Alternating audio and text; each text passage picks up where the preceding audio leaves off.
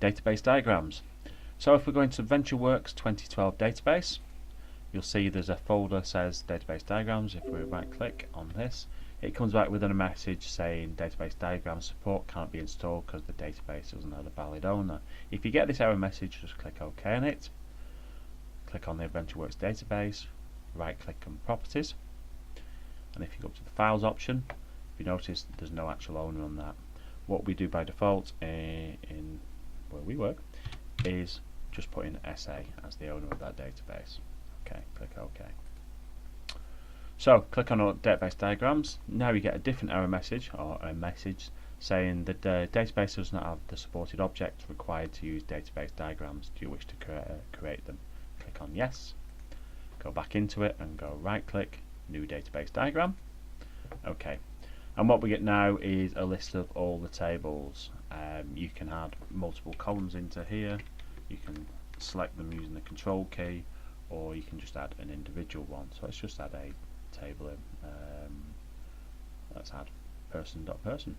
If we add that in, click close, what that actually shows us is the actual tables, the actual column names, and you can actually change this view. So table view, we can have it with just the keys, or at the lowest level you could just have it as name only.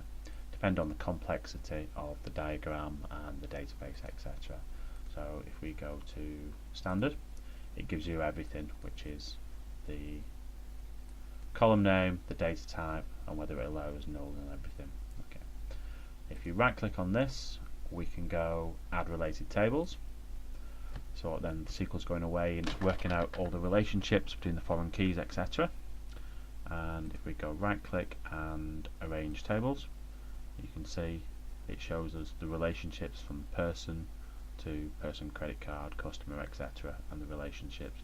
If we hover over, it gives us the actual what the foreign key name is and the information between them. Let's just make this a bit more simpler, so take the view back down to column names only. Okay. If we right click and view page breaks, if we want to print it out, you can see how it's going to print out because it doesn't always work out quite as you expect.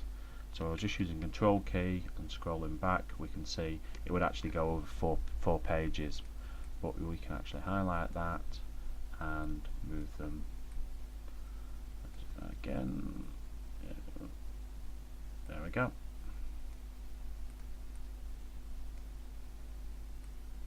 And move them into the top half and then move them up.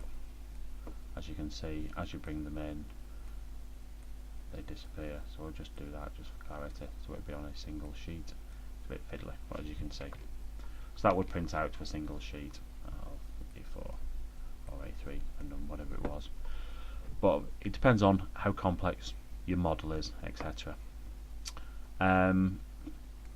So basically that's a quick view of database diagrams. We'll go into a bit more detail. So first of all, if you click close on that, it will prompt you to save it.